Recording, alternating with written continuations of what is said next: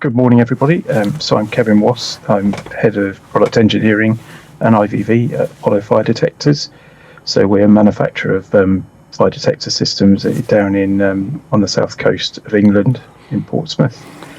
I've been using DDM now we've been using it in a live environment for about 3 years, and been working with Joe and the team for probably more than 5 now. So we've got a fair amount of experience using it. We work in a very regulated industry, so we have to have a lot of well-controlled processes for, especially for managing things around deviations or concessions to our products. So anything that varies from standard, effectively. So as part of that, we have to make sure that we can demonstrate any traceability. So any change to a component in any of our products has to be able to be traced back. So even if there's a minor deviation on something that we say that we've justified doesn't affect the form, fit, or function of the product, we still have to have a thing called a concession or a deviation to control it.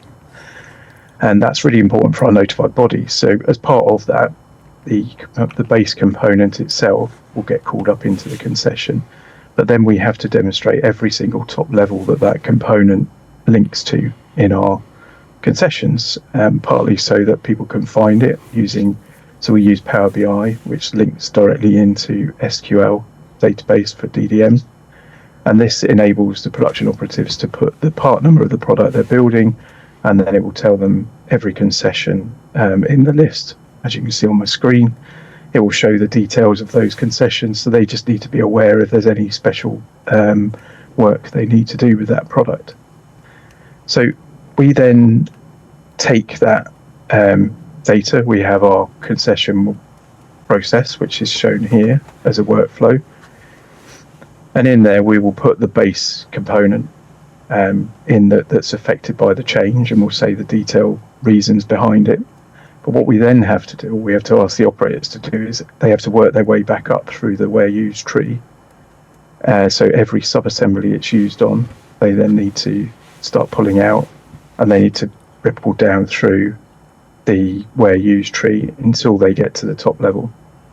So this can take a long time, and as you can see from the screen, there's already quite a lot of trees, and we still haven't made it to the top level of the product. And this is the example. So in here we have also lots of different states. So because I'm a power user and we quite often have to look at our previous releases, I have to see the superseded state as well. Most people in production wouldn't see that, but it means we would then need to select all of these production release, add them to the top level, and then complete it for every other part in this list, which can be quite time consuming. So what we did was we asked, as soon as we could run an SQL query on the workflow step in DDM, we asked CSI to have a look at it for us to be able to automatically copy that top level. So we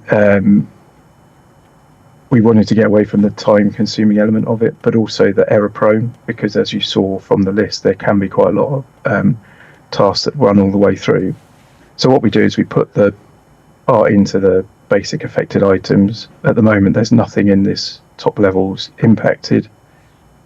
Then in the workflow step, we run it to requested. So this is the point at which we're asking people across the business for their approval in the process. It quickly runs the SQL script at the same time, and then in the top level impacted, it's automatically populated all of the top level products at a particular state. So we specify in the query what states we want it to look at, what ones we want it to ignore. But you can see it's a really detailed list. And this one we did a manual check and could have taken us over half an hour to create this list manually. So I'll just show you another example of it, which might be a small molding that's used on a lot of our fire detector products. Again, it has nothing in the top levels. And if I take it to the requested step where it runs the SQL process, it takes literally a matter of a couple of seconds, and then we have this full list of products in the tree. And as you can see, that's quite a significant list for us, and that would have taken us a very long time to do. So the easy thing for this is that people will now go to the process and do this piece of work, because all they need to do is they just need to put this bottom or the lowest level item that's being affected by the concession in, and then run the workflow.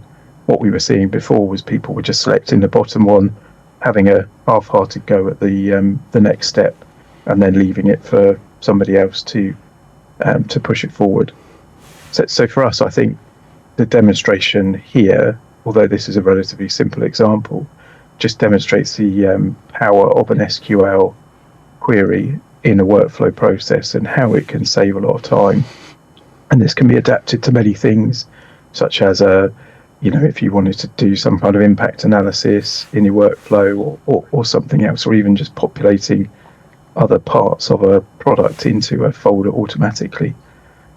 So hopefully this has been a good introduction of how we've used SQL processes in our system, and hopefully it'll give you some good ideas on how you might be able to implement them in your processes.